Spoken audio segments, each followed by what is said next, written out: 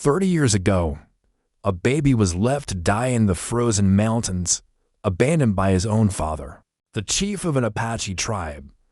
But this child was the rightful heir to the throne. Now, Ethan returns, ready to claim his place and make them all bow before him. Get ready for the story of the bastard son of the Apache chief. Hey there. Thanks for being here. Leave a like, subscribe, and tell us in the comments where you're watching from and what you think of the story. Let's keep going. Rain pounded against the cabin stones like furious tears from the sky. Ethan held Sophia's cold hand, feeling each breath of hers becoming shallower, more distant. Mother, he whispered, though he knew she wasn't his mother by blood. Sophia's eyes opened one last time, those eyes that had seen 30 winters caring for him. Her voice came out like a thread of wind. The drawer behind the herb jars. Ethan frowned, but didn't let go of her hand. What's there? Your truth. Sophia squeezed his fingers with surprising strength. Promise me you won't run from it. I promise. A weak smile lit up the healer's wrinkled face. You don't belong to the mountains, my boy. You never did. The words echoed in the cabin like distant thunder. Before Ethan could ask what she meant, Sophia closed her eyes for the last time, taking with her 30 years of secrets. The silence that followed was broken only by the wind howling through the wooden cracks. Ethan remained there, holding the hand that had fed, healed, and loved him, not knowing that his life was about to change forever. In the drawer, something had been waiting for him for decades. 3 days had passed since Sophia's burial beneath the ancient oak that had sheltered their cabin for decades. Ethan had postponed opening the drawer, afraid of what truths might spill out like bitter medicine. The morning sun filtered through the small window as he finally approached the wooden chest, where Sophia kept her healing supplies.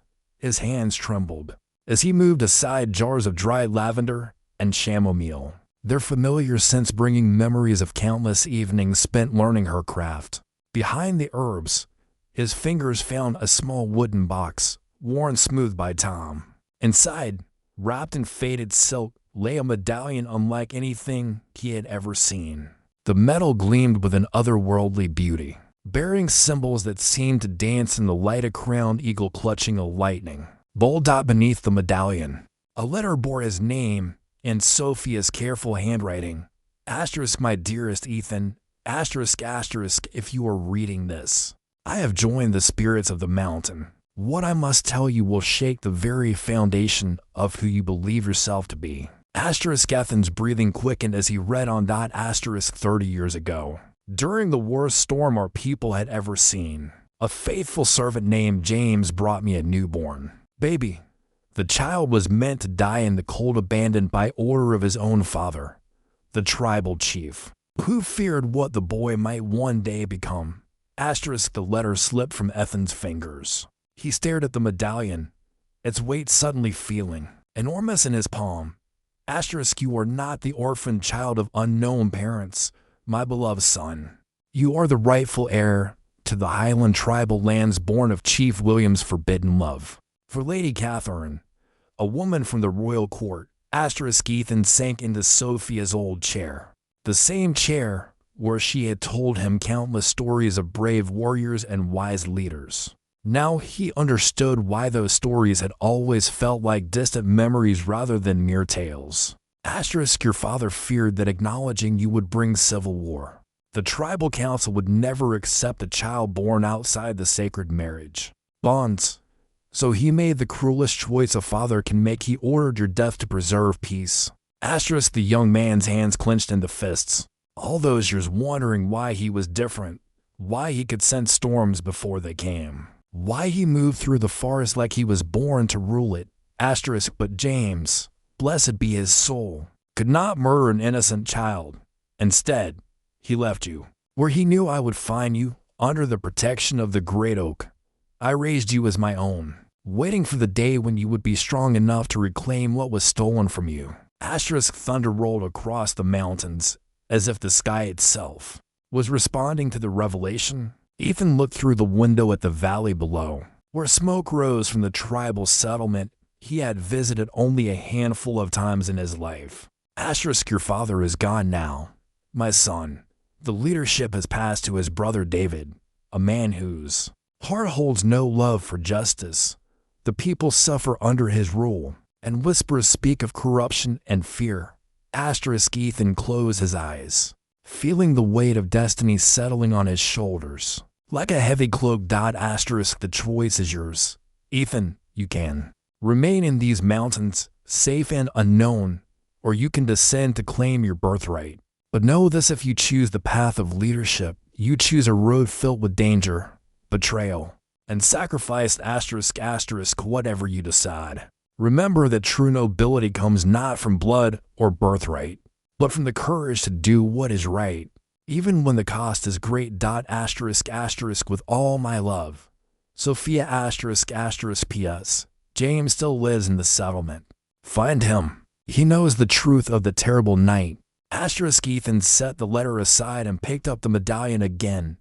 In the afternoon light, he could see his own reflection in its polished surface.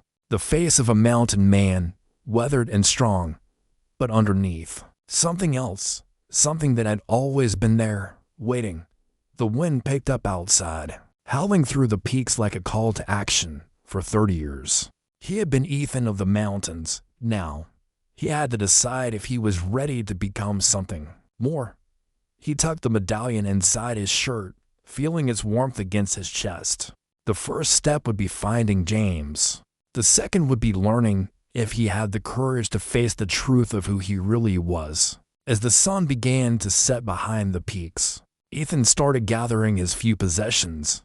The mountains had been his sanctuary, but they would not be his prison. Sophia had given him a choice, but deep in his heart, he already knew what he had to do. The Highland tribal lands awaited their true heir. The descent from the mountains took 2 days. Ethan had walked these paths before, but never with such weight in his chest. Each step toward the settlement felt like stepping into someone else's life. The Highland village sprawled before him as the sun reached its peak. Wooden houses with thatched roofs, smoke rising from chimneys, children playing in muddy streets. Yet something felt different. The laughter seemed forced, the smiles too quick to fade. Excuse me. Ethan approached a woman carrying water buckets. I'm looking for James, an older man. Served the chief's household. The woman's face tightened. James, the groundskeeper. He lives by the old stables. She paused, studying Ethan's weathered clothes. But be careful, stranger.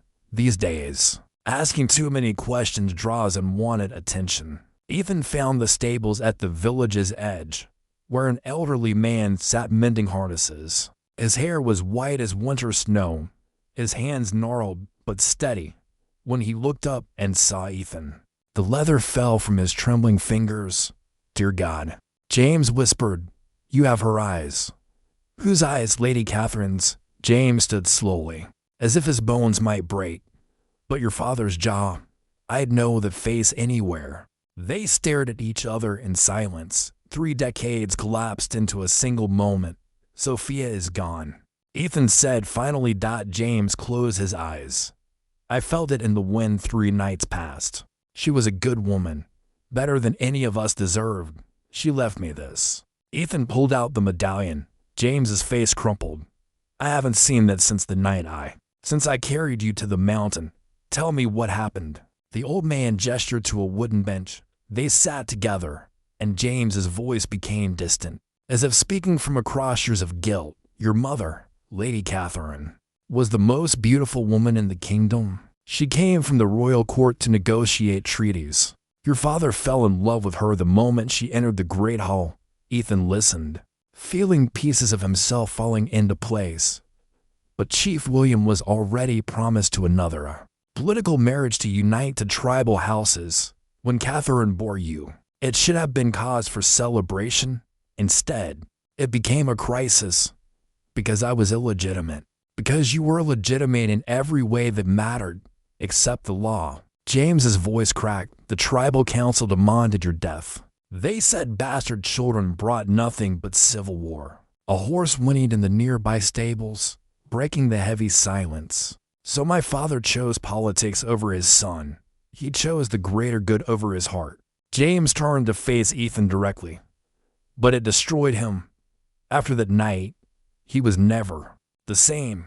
He died 2 winters ago, calling your name. Ethan felt something twist in his chest, not quite forgiveness, not quite hatred. And my mother died birthing you. But she held you once, just once. Said you would grow strong in the mountains, away from the poison of court. They sat in silence as the afternoon shadows lengthened. David rules now, James continued. William's brother. He's different, cruel where William was just weak. The people seem afraid. They are. David has spies everywhere. Anyone who questions his authority disappears. James looked at the medallion in Ethan's hands. Why did you come back? Ethan stood, tucking the medallion away. I don't know yet. But even as he said it, he could feel something awakening inside him, a sense of responsibility that felt as natural as breathing. These people, this land, they were his birthright, and birthright came with duty.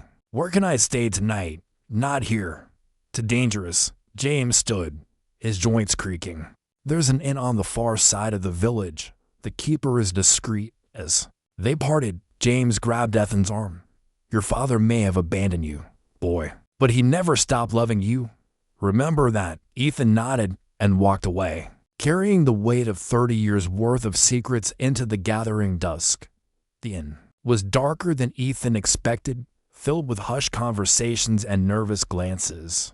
He sat in a corner, nursing a bowl of stew that tasted like fear. Every few minutes, someone would look his way, then quickly turn back to their drink. You're new here. The voice belonged to a young woman who had appeared at his table like a shadow. She was perhaps 25, with auburn hair and eyes that held too much knowledge for her age. Just passing through, Ethan replied carefully. No one just passes through Highland anymore. Not since David took the throne. She sat without invitation. I'm Rachel. Ethan. Well, Ethan, you picked an interesting time to visit. Tomorrow is the monthly gathering. David's little show of power. Through the small window, Ethan could see the great hall in the distance, a massive stone structure that dominated the village center. His father's hall. His hall.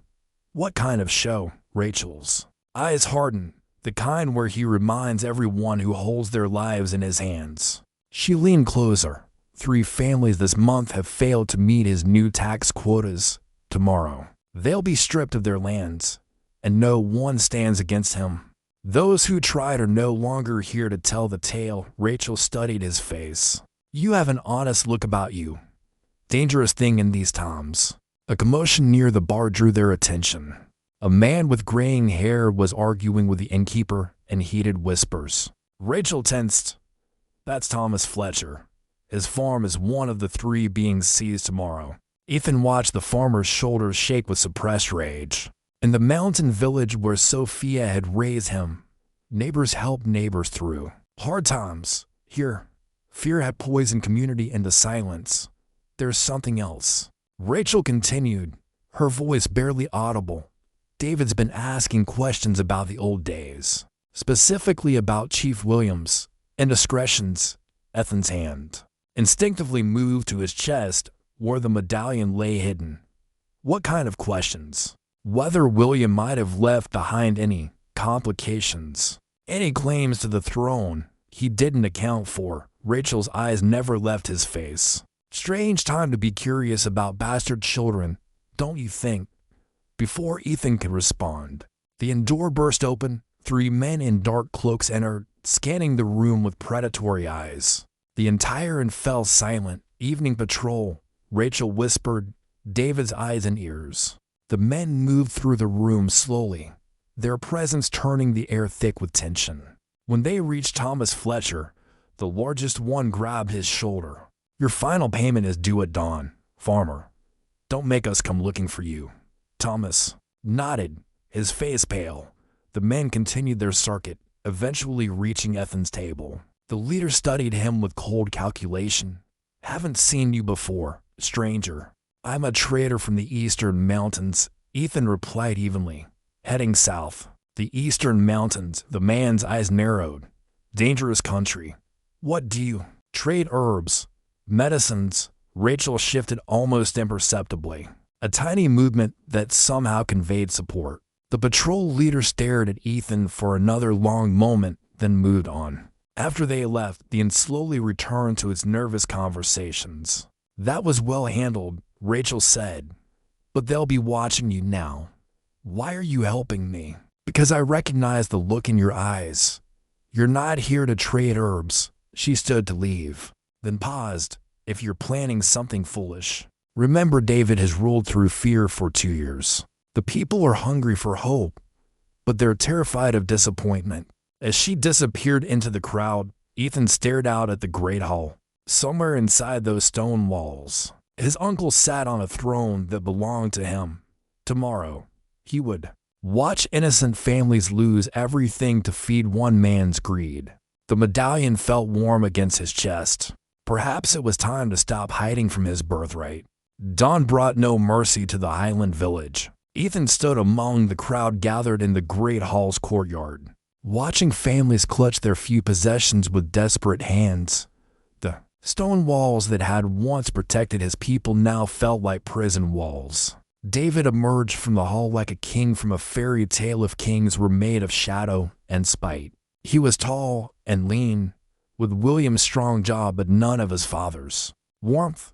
A crown of twisted iron sat on his dark hair, and his robes were dyed the deep red of fresh blood.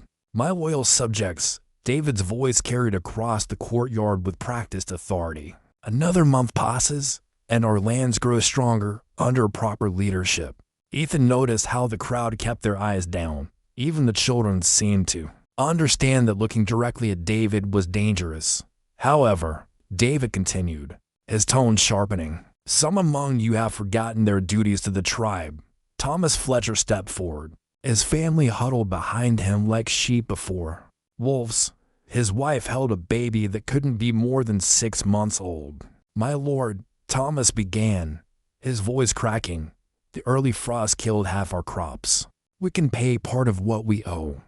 But part? David's laugh was like breaking glass. Did the early frost kill part of my protection? Did raiders steal part of your livestock? Did disease claim part of your children? The crowd shifted uncomfortably. Ethan's hands clenched into fists. Please, Thomas's wife spoke up, holding her baby closer. We have children, surely, children you can no longer afford. David waved his hand dismissively. Guards, escort the Fletcher family to the border. Their lands now belong to the tribe. As the guards moved forward, something inside Ethan snapped. He had watched Sophia heal countless families, had seen her give away her last piece of bread to hungry children. This was not leadership, this was cruelty wearing a crown. Wait.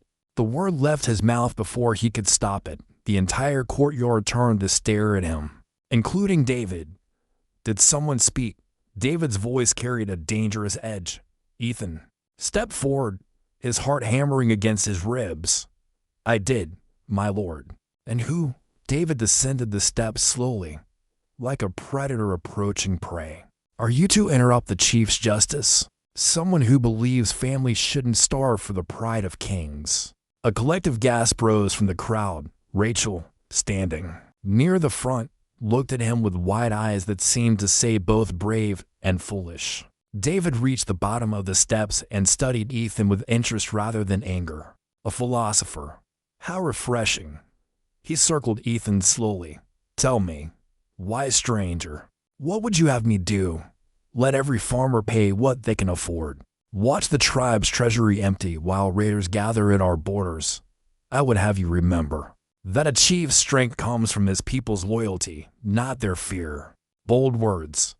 David stopped directly in front of him. But loyalty must be earned through strength. And strength, he gestured to his guards, must sometimes be demonstrated. The guards moved closer. But before they could act, an older man emerged from the crowd. My lord, Lorenzo, captain of the guard, spoke with careful respect. Perhaps this young man simply doesn't understand our ways. He appears to be a traveler. David studied Lorenzo for a moment, then nodded. Of course, ignorance deserves education, not punishment. He turned back to Ethan. Consider this your lesson, stranger. In Highland, the chief's word is law. Question it again, and the education will be more thorough. As the guards proceeded to evict the Fletcher family, Ethan felt the weight of his cowardice settle on his shoulders. He had spoken, but not loudly enough. He had challenged, but not completely. Rachel appeared at his side as the crowd dispersed. That was either very brave or very stupid. Both, I think. David will remember you now. That makes you dangerous to know. Ethan watched the Fletcher family disappear beyond the village gates. Their children crying, their future destroyed. The medallion burned against his chest like a brand. Maybe it's time someone was dangerous to know. That night, sleep evaded Ethan like a wild animal sensing danger. He sat by the small window, staring at the great hall where torches flickered in David's chambers every few minutes. Shadows moved across the window's meetings that happened. When honest people were asleep, a soft knock interrupted his brooding. Rachel slipped through the door like moonlight through clouds. We need to talk, she whispered. It's late. It's safe. David's council meets until dawn on gathering nights. She sat across from him, her face serious in the candlelight. What you did today was foolish. I couldn't watch anymore. I know. That's what worries me. Rachel leaned forward. There are others who feel as you do. Others who remember what leadership used to mean. Others like Lorenzo. Her eyes widened slightly. You noticed. He protected me today. Why? Rachel was quiet for a long moment, as if weighing how much truth to share. Lorenzo served Chief William for 20 years. He remembers when the great hall was filled with laughter. Instead of fear, Ethan's pulse quickened. What else does he remember? Everything. The word hung between them like a blade. He knows about the night a baby was taken to the mountains. He knows about James's midnight journey. And he knows that David has spent 2 years searching for any trace of that child. The medallion seemed to burn against Ethan's chest. Why hasn't David found him? Because everyone who knew the truth believed the child died in the mountains. Rachel's voice dropped to barely a whisper. Everyone except James and Sophia. And now Sophia is dead. Yes, which means James is the only witness left. Rachel reached across the table and touched his hand. Ethan, there are families losing their homes every month, children going to bed hungry, young men disappearing when they ask too many questions. We need hope. I'm nobody, a mountain man who knows herbs and can predict weather. Are you? Her. I searched his face because Lorenzo thinks differently. He says you move like someone born to command. You speak like someone educated beyond your station. And when you challenged David today, I was angry. You were magnificent. Rachel stood and moved to the window. There's going to be a meeting tomorrow night. People who still believe in what Highland used to be. What kind of meeting? The kind that gets people killed if David discovers it. She turned back to him. But also the kind that might save this place. Before Ethan could respond, footsteps echoed in the hallway outside. Rachel pressed herself against the wall beside the door, hand on the knife at her belt. The footsteps passed without stopping. I should go, she whispered. Rachel, she paused. At the door. Why are you trusting me with this? Because yesterday, an old woman died in the mountains. Today, a stranger appeared who looks like someone I've heard described in whispers. And tonight, that stranger is the first person in 2 years to stand up to David in public. She opened the door slightly. Some would call it coincidence. I call it fate. After she left, Ethan pulled out the medallion and studied it in the candlelight. The crowned eagle seemed to stare back at him, challenging him to be worthy of what it represented. Outside, a storm was building. He could feel it in his bones, the way Sophia had taught him. But this storm wouldn't bring rain, it would bring choices that would change everything. In the great hall, the torches flickered and went dark one by one. Soon, David would sleep. But across the village, in humble homes and hidden corners, others would lie awake wondering if tomorrow might finally bring change. Ethan touched the medallion one more time, then tucked it away. Tomorrow night, he would attend a meeting that could spark a revolution. The question was, would he go as Ethan of the mountains, or as someone else entirely?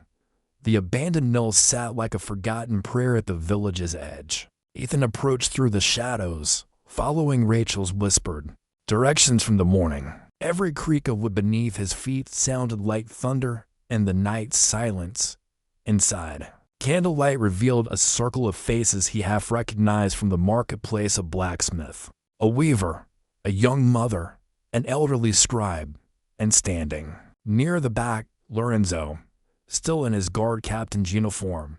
"You came," Rachel said, relief evident in her voice. "I said I would. Saying and doing are different things." This from the blacksmith, a man whose arms were thick as tree trunks. "Trust isn't earned with words, Marcus." Lorenzo stepped forward, his voice carrying quiet authority. "Let the man speak before you judge him." Marcus crossed his arms but remained silent. Ethan felt the weight of their expectations like stones in his chest. "Yesterday, I watched families lose their homes," Ethan began, his voice steady despite his racing heart. "I watched children cry as their fathers were humiliated. I watched a community accept cruelty as normal." "Pretty words," Marcus muttered. "But what would you have us do? Take up pitchforks against trained soldiers?" "I would have you remember what you're fighting for." The elderly scribe leaned forward.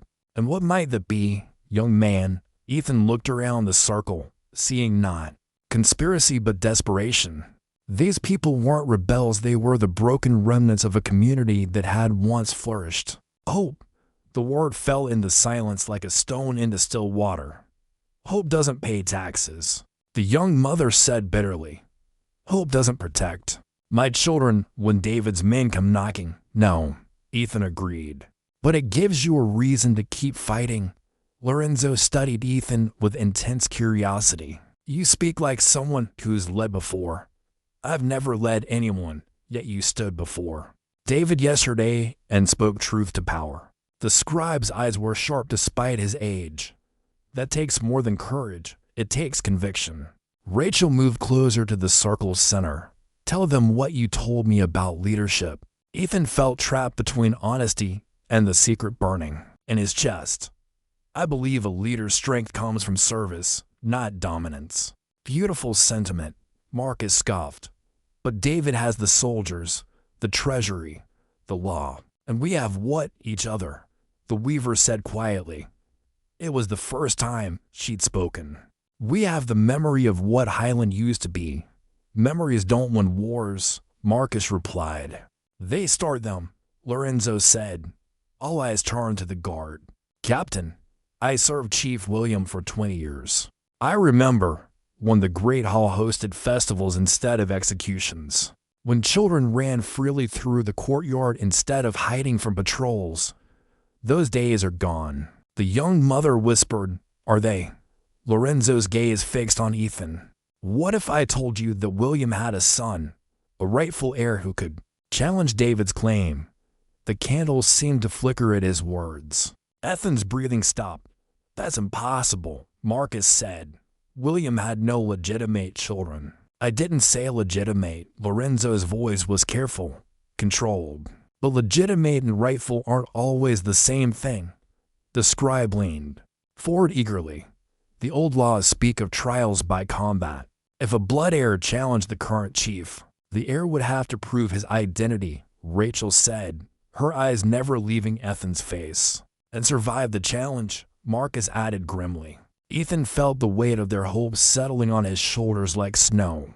The medallion against his chest seemed to pulse with warmth. "Even if such a person existed," he said carefully, "what makes you think the people would follow him?" "Because," Lorenzo said simply, "they're hungry for something to believe in."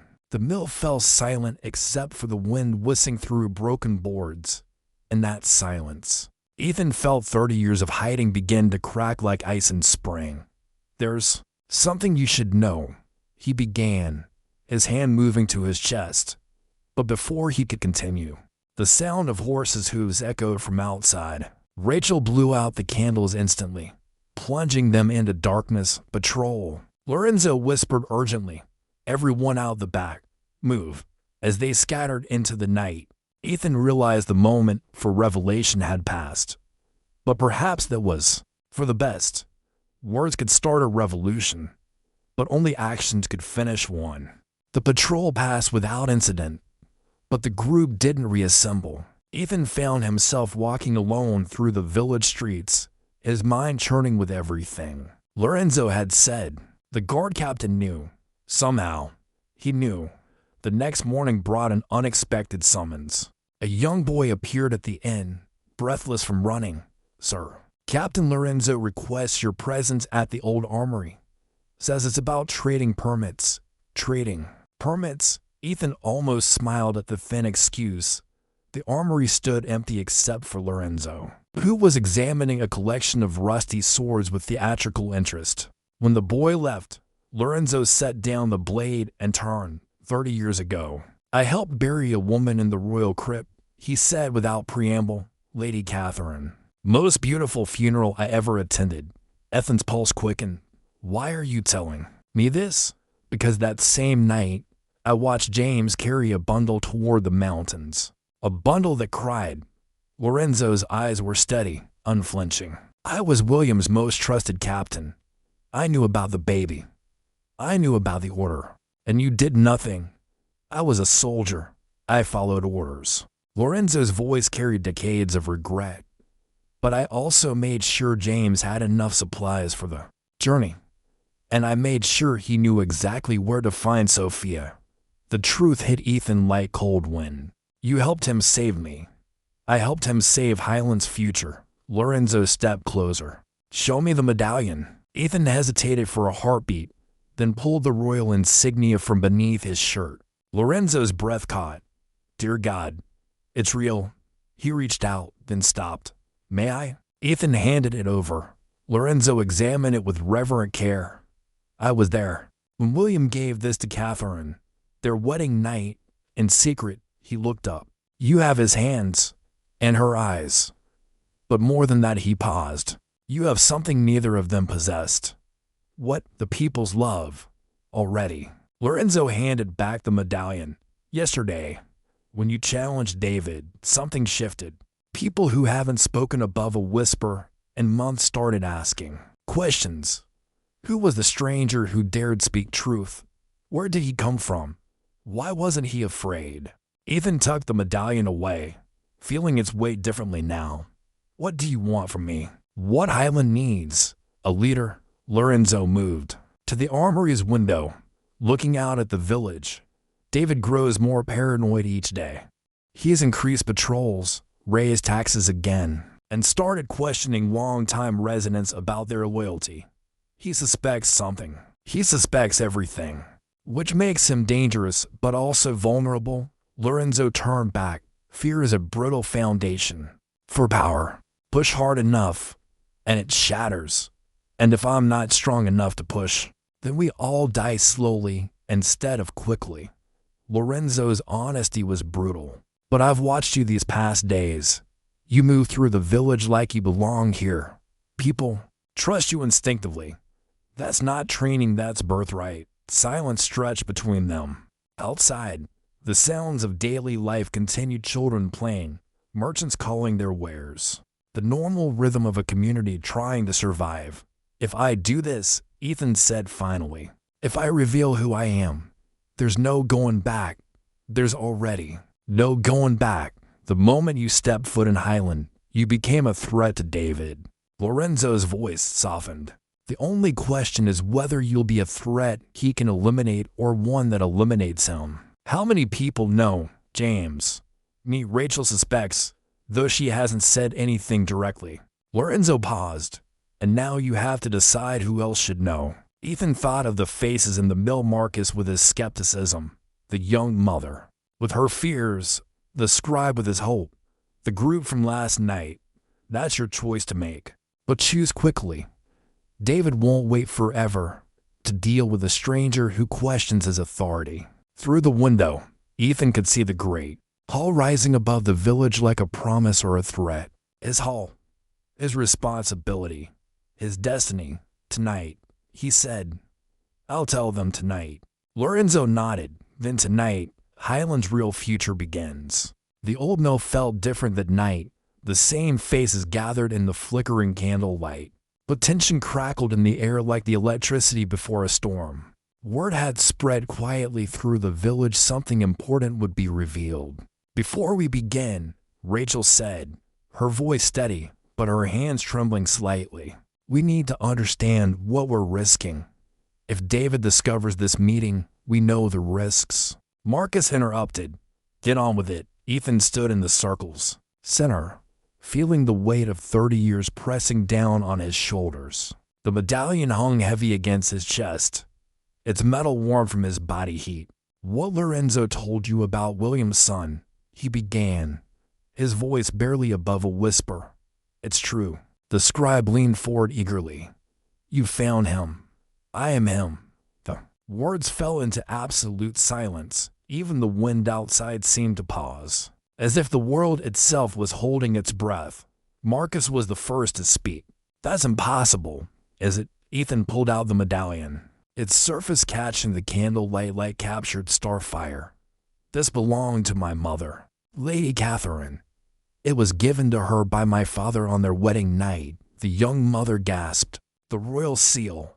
William had no sons," Marcus insisted, but his voice lacked conviction. "William had a son he was ordered to kill." Lorenzo stepped forward, his authority filling the small space. "I was there the night James carried a baby to the mountains. I helped make it possible." The weaver reached out tentatively, as if to touch the medallion, then pulled her hand back. "All these years, you thought he died." Ethan finished. "As you were meant to, as David believes."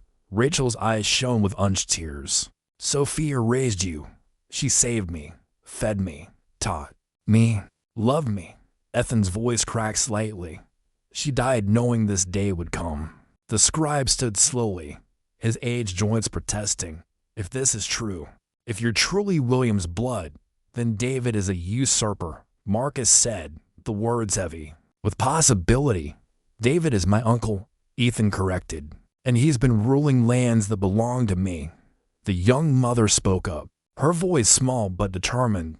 "What would you do if you were chief?" Ethan looked around the circle, seeing hope blooming in faces that had known only fear for too long.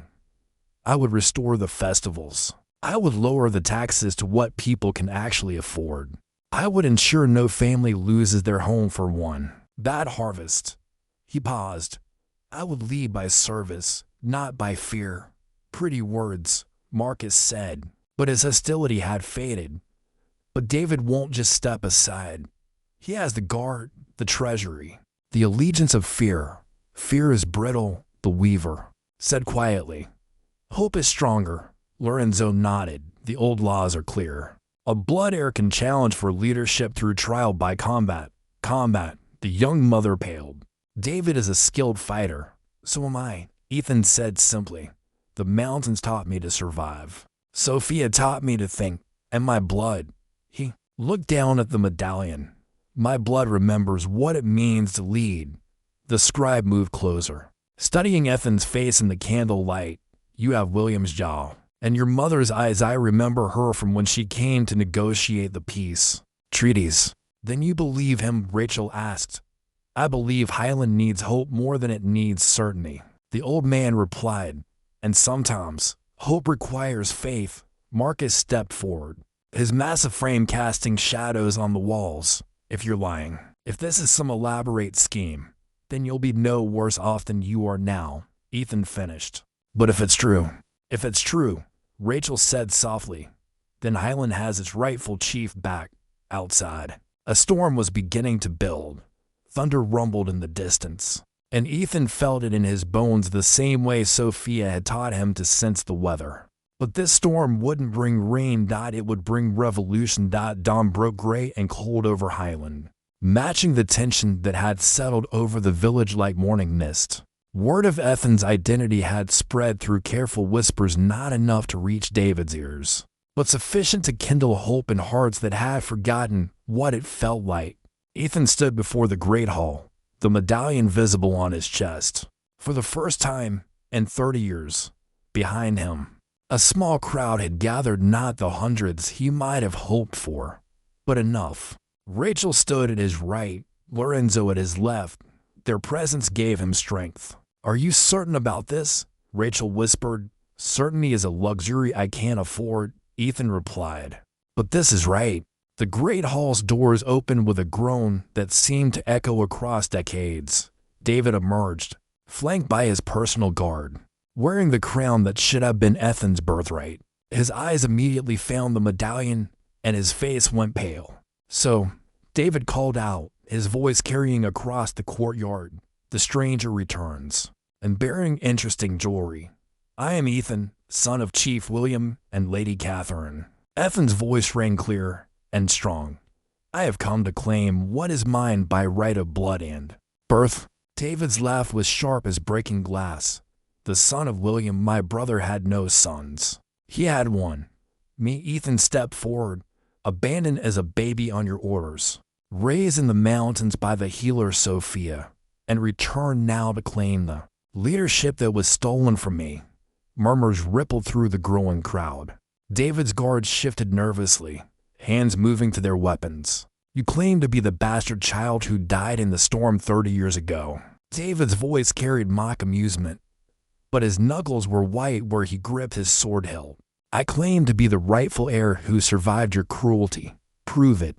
David snapped. Ethan held up the medallion, letting it catch the morning light. "This was my mother's, given to her by my father on their wedding night. Ask your oldest servants if they remember it." David's confidence flickered. Several people in the crowd were nodding, recognizing the royal seal.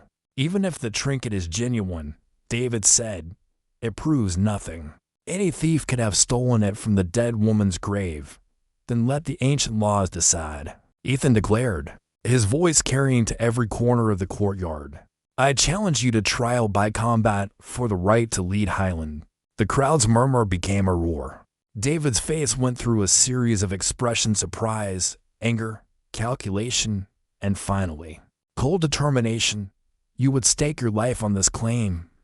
I would stake my life on justice." David studied him for a long moment, clearly weighing his options. To refuse would show weakness before the people. To accept meant risking everything in single combat. "Very well," David said finally. "But know this. Boy, I have trained with sword and shield for 30 years. I have killed men in battle. What have you done? Picked herbs in the mountains. I have learned what you never could," Ethan replied quietly. "I have learned what it means to serve others." David's smile was predatory. "We shall see how well service prepares you for steel." He turned to address the crowd. "By the ancient laws of Highland, this challenge is accepted. Tomorrow at dawn, we settle this claim with blade and blood." The crowd began to disperse, buzzing with excitement and fear. As David retreated into the hall, his captain approached Ethan. "Sir," the man said quietly, "David fights dirty. Watch for poison on his blade, for hidden knives, for tricks." Lorenzo nodded grimly. "The ancient laws say single combat, but they don't require honor." Rachel touched Ethan's arm. "We have tonight to prepare you. One night to learn 30 years of fighting skills." Marcus had appeared beside them, his skepticism evident. "One night to remember what I'm fighting for," Ethan corrected, looking around at the faces of his people, worried, hopeful, desperate for change. Tomorrow would bring steel and blood, but tonight would bring preparation and perhaps peace. The abandoned mill had become a makeshift war room. Lorenzo worked methodically, checking the balance of an old sword, while Rachel tended to a small fire where she heated water for medicinal herbs. Ethan sat in the center, trying to calm his racing heart. "Your father was left-handed," Lorenzo said, offering the weapon. "Are you?" "No." "Right." Ethan took the sword, feeling its unfamiliar weight. "Will that matter?" "Everything matters in single combat." Lorenzo moved around him, adjusting his grip. "But you have advantages David doesn't expect, such as, you've lived in the mountains for 30 years. Your balance is perfect. Your reflex is sharp from navigating dangerous terrain. You can read weather patterns, you can read people too. Rachel looked up from her herbs. David relies on intimidation and brute strength. You're faster, more agile. I'm also inexperienced with a sword. Then don't fight like a swordsman. Marcus suggested from the shadows. The blacksmith had been quietly observing. Fight like a survivor. Lorenzo nodded approvingly. David will expect formal technique. Give him something unexpected. As the hours passed, they worked on basic defensive moves, ways to turn David's strength against him, techniques for staying mobile. But Ethan's mind kept wandering to the people. He'd met the Fletcher family driven from their home, the young, mother afraid for her children, the scribe clinging to hope. You're thinking too much, Rachel said during a break. I'm thinking about what happens if I lose. You won't lose. How can you be so certain? Rachel set down her herbs and moved closer. Because you're not fighting for yourself. You're fighting for everyone David has hurt, everyone he would hurt. That's not just strength, that's power. Near midnight, James appeared at the mill, moving like a ghost despite his age. He carried a small bundle wrapped in oiled cloth. I thought you might want this, he said, unwrapping it to reveal another sword older than Lorenzo's, but perfectly maintained. This was your father's, James continued, the one he carried as a young man, before he became chief. Before politics made him forget who he was. Ethan took the blade reverently. It felt different in his hands, lighter, more balanced, as if it had been waiting for him. William would be proud, James said quietly, not of the challenge he hated, violence, but of the man you've become. How do you know what kind of man I am? Because I've watched you these past days. You see people's pain and try to heal it. You see injustice and act to stop it. You see fear and offer hope. James smiled sadly. Your father tried to be the man, but the crown changed him. Maybe it won't change you. As dawn approached, the group dispersed to get what rest they could. Rachel lingered, helping Ethan practice one final sequence of movements.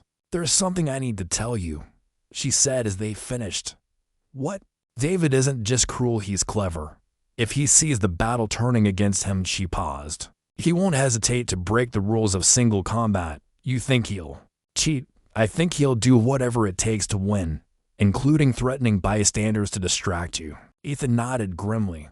Then I'll have to end it quickly. Promise me something, Rachel said, her hand touching his arm. Whatever happens tomorrow, don't become like him. Don't let victory turn you into the thing you're fighting against. I promise. Outside, the first gray light of dawn was beginning to touch the eastern horizon. In a few hours, everything would change one way or another. Ethan closed his eyes and thought of Sophia, of her gentle hands and wise words.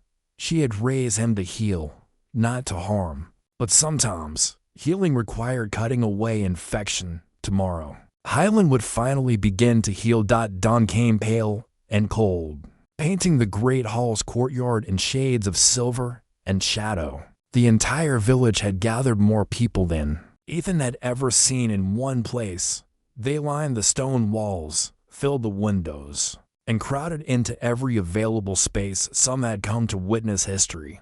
Others simply couldn't stay away. Ethan stood at one end of the makeshift arena, his father's sword steady in his hand. The weight felt familiar now, as if the weapon remembered its original purpose. Across the courtyard, David emerged from the hall wearing black leather armor and carrying a blade that gleamed like captured starlight. Last chance to withdraw your claim, David called out, his voice carrying easily across the silent crowd. The only thing I'll withdraw is you from that stolen throne, Ethan replied. David's smile was sharp as winter ice. So be it. Lorenzo stepped forward, his voice formal and ceremonious. By the ancient laws of Highland, this trial by combat will determine the rightful leadership of our people. The contest ends when one man yields or falls. May justice guide the outcome. The crowd held its collective breath as the two men moved to the center of the courtyard. David circled slowly, his experienced eyes cataloging every detail of Ethan's stance. looking for weaknesses to exploit. Tell me, David said conversationally, how does it feel to know you're about to die for the second time? Instead of answering, Ethan focused on his opponent's movements. David favored his right side slightly, an old injury. Perhaps his grip on the sword was tight, speaking of tension rather than confidence. David struck first. A brutal overhead swing meant to end the fight quickly. Ethan sidestepped, letting the blade whistle past his ear, and countered with a swift thrust that David barely deflected. The clash of steel rang across the courtyard like a bell. They fought in deadly earnest now, David pressing forward with the aggressive style of a trained warrior, Ethan giving ground but staying mobile, using his mountain-honed agility to avoid the worst of his uncle's attacks. Stand still and die like a man, David snarled, his careful composure beginning to crack. I'd rather live like one, Ethan replied, ducking under a horizontal slash and scoring a light cut across David's forearm. First blood. The crowd murmured, hope flickering in voices that had been silent too long. David's attacks became more desperate, more reckless. He was stronger and more skilled. But Ethan was younger and had spent 30 years learning to survive in harsh conditions.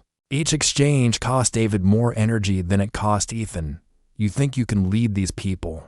David gasped during a brief separation. You know nothing of the burden of command. I know it doesn't include starving children and terrorizing families. Their blades met again in a series of rapid exchanges. David managed to score a cut across Ethan's shoulder, but took a deeper wound to his thigh in return. The tide was turning, and David knew it. As they circled each other again, David's eyes flicked toward the crowd, toward Rachel, who stood near the front. Kill him, David suddenly shouted to his guards. But the guards didn't move. Lorenzo's influence had been quietly working throughout the night. Face me, Ethan demanded, seeing David's attention wavering. With a roar of rage and desperation, David launched himself forward in a final, all-or-nothing assault. Steel rang against steel as they grappled, their swords locked at the hilts, each man straining against the other. For a moment, they were frozen like a statue of ancient warriors. Then David tried to draw a hidden dagger with his free hand. No, Ethan said quietly, and with a twist that Sophia's mountain training had taught him. He broke David's grip and stepped back. David's own momentum carried him forward onto Ethan's waiting blade. David lay motionless in the courtyard, his own treachery having sealed his fate. The silence that followed was profound, as if the entire village was holding its breath, afraid to believe what they had witnessed. Ethan stood over his fallen uncle, his father's sword trembling in his hand. No joy filled his heart, only a deep sadness for what could have been. David had chosen fear over love, power over service, and that choice had destroyed him. It's finished, Lorenzo said quietly, stepping into the arena. The crowd erupted. 30 years of suppressed hope burst forth like water breaking through a dam. People cheered, cried, embraced strangers, and called out Ethan's name. But he barely heard them. His eyes were fixed on David's still form, remembering the man who might have been a father figure instead of an enemy. Rachel appeared at his side, gently taking the sword from his numb fingers. You did what had to be done. I know, but knowing doesn't make it easier. That's what makes you different from him, she said softly. That's what makes you a true leader. Lorenzo approached, carrying the iron crown that had fallen from David's head during the struggle. The twisted metal seemed heavier than it should, weighted with the responsibilities it represented. By right of blood and victory in lawful combat, Lorenzo announced to the crowd, I present Ethan, son of William, rightful chief of the Highland tribal lands. As Lorenzo placed the crown on Ethan's head, the weight of it settled on his shoulders like destiny itself. The cheering intensified. But Ethan raised his hand for silence. My people, he began, his voice carrying across the courtyard. Today marks not an ending, but a beginning. We have lived in fear too long. We have watched our neighbors suffer while we stayed silent. No more. The crowd listened with rapt attention. I promise you this: no family will lose their home for one bad harvest. No child will go to bed hungry while there is food in our storehouses. No one will disappear in the night for asking questions or speaking truth." Tears flowed freely among the gathering. These were words they had dreamed of hearing but never dared hope for. The taxes that have crushed you will be reduced to what is fair. The festivals that brought us joy will return. The great hall will once again be a place of celebration, not fear. From the crowd, Thomas Fletcher stepped forward, the farmer whose family had been evicted just days before. His wife and children stood behind him, their faces streaked with tears of relief. "My lord," Thomas said, his voice shaking, "we have nowhere to go, nothing left." "You have everything left," Ethan replied, stepping down from the platform to meet the man at eye level. "You have your family, your skills, and now you have your home back. I hereby restore your lands and forgive all debts owed to the crown." The crowd's roar of approval was deafening. Other displaced families began pushing forward. Hope lighting their faces for the first time in months died as the sun climbed higher. Transforming the gray dawn into golden morning, Ethan worked his way through the crowd. He listened to grievances, promised investigations into corruption, and began the long work of rebuilding trust between leader and people. Rachel stayed close, offering quiet counsel and taking notes of the promises being made. Lorenzo organized the practical details, securing the treasury, establishing new protocols for the guard, ensuring a peaceful transition of power. By midday, the immediate crisis had passed. David's most loyal supporters had fled or switched allegiance, while the people who had suffered under his rule began to hope again. As the crowd gradually dispersed, families returning to homes they thought they'd lost forever, Ethan found himself standing alone in the courtyard where his life had changed forever. "Chief Ethan," Rachel said softly, approaching from behind. "Just Ethan," he replied.